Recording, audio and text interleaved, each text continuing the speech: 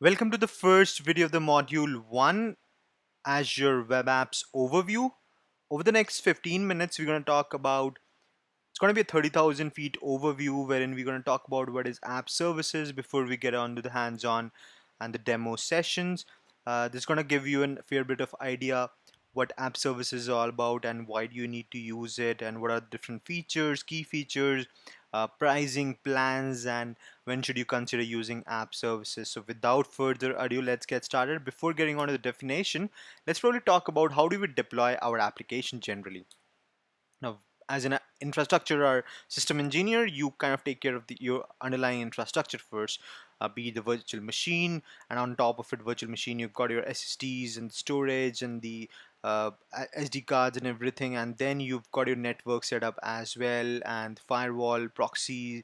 Making sure that your network is highly stable and secure. Once you've done that, you kind of take care of deploying the code. Now, the code deployment could be anything manually or via automated CI/CD way, and that takes its sweet amount of time as well. And these applications could be .NET, Code, Java, could be anything.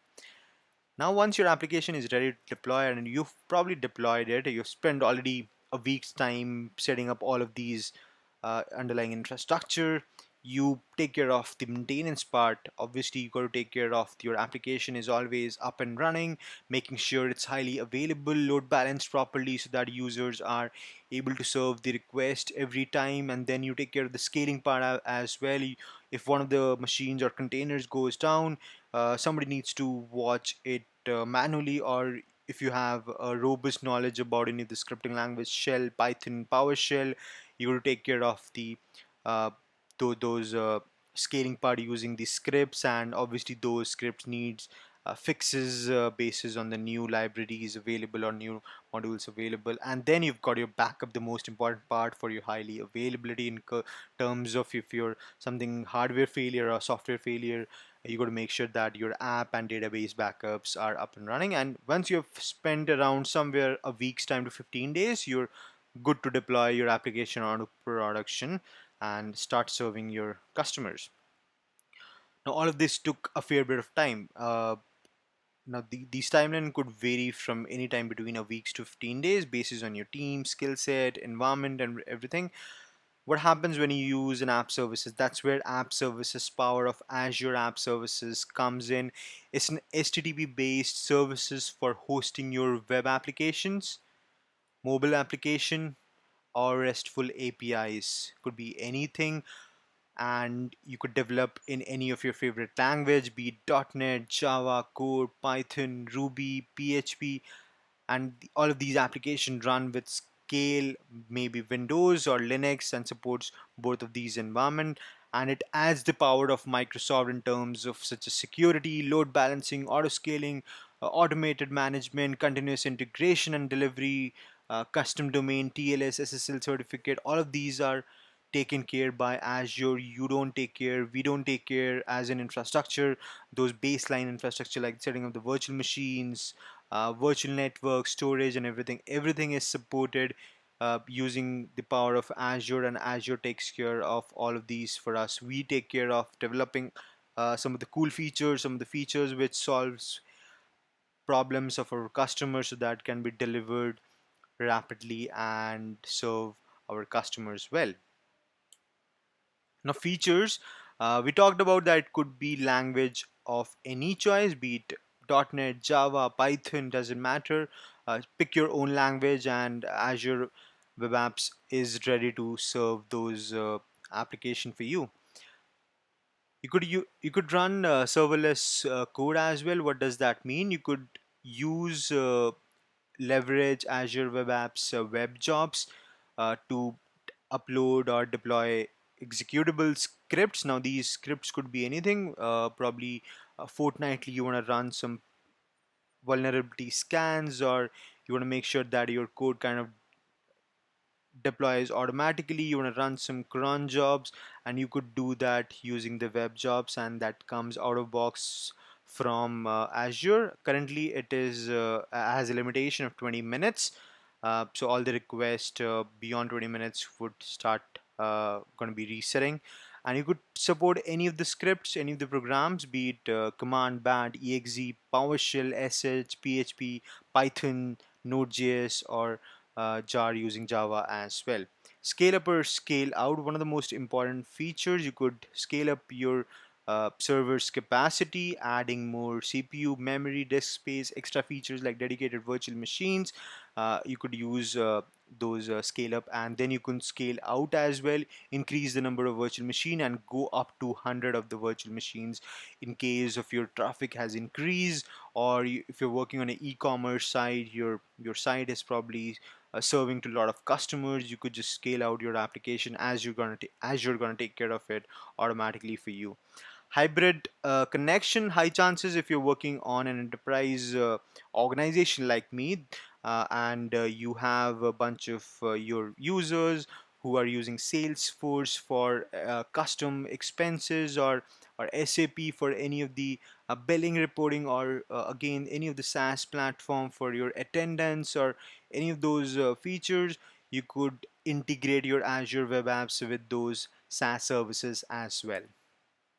Administration, as an administration, it's utmost important to take care of the continuous integration and delivery, and you could leverage Azure DevOps. Since Azure Web Apps is a part of Azure ecosystem, you could use the Azure DevOps to set up CI/CD and deploy your code automatically onto Azure Web Apps. Managing patching and upgrades, each of these upgrades and patches and security vulnerabilities are taken care by Azure. We don't need to take care of any of those things, because as an administrator or system, I have spent a lot of time fixing the if there's new virus which has come up, we got to fix it and make sure all of the virtual machines are patched up, and if some of the virtual machines are giving issues, we got to take care of it manually. But over here, you don't need to take care of any of these patching and upgrades, as you're going to take care for us. Web jobs, we've talked about it. Automated backups, pretty important. When your system kind of fails down or data is corrupted, your backups kind of comes in, and as an administrator, you got to take care of those backups, writing custom scripts, be it Python, PowerShell, or a shell.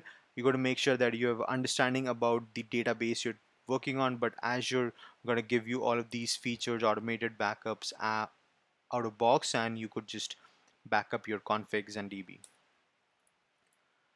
Security, one of the most important. When your application is deployed, you got to make sure that your application has a domain name as well. You can't use as your own domain name, azurewebsites.com, abc.azurewebsite.com. You got to use your own one, abc.com, or whatever domain you're working. So Azure Web Apps gives you that feature to custom map your custom domain, your application. Then you've got your alerts. Since it's part of Azure ecosystem, alerts and logging is by default available. So if you want to get notified when your CPU utilization is more than 80% or memory consumption is beyond 70%, you can get alerts, and you could use loggings to debug your application hosted on web apps as well. And all of them are by default available. You just go ahead and just set up those alerts for yourself and your team. Automated backups, we've already talked about. Security, one of the most important feature. If your application is running on HTTP port 80, high chances that attackers or hackers could just attack your website maliciously. You could use bind your site with SSL, or application with SSL cert, and all of these features are by default given by Azure. You don't need to install or configure something in specific. Pricing, one of the most important features. Now, it is bifurcated into different tiers. The first one is free. Now, the free one has you could deploy up to 10 web apps. It comes with a disk space of 1 GB, and then auto scaling and hybrid connection, custom domain, all of those cool features we talked about is not available. This is specifically needed when you are doing a demo or a proof of concept just to get started with Azure web apps. It's specifically needed for those. Now then, shared, basic, and standard, they are part of the dedicated environment, wherein the shared, you don't get any automatic instance spin up. However, you can host up to 100 web applications, and you get a disk space of 1 GB, and then there's no auto scaling, no hybrid connectivity, there's custom domain.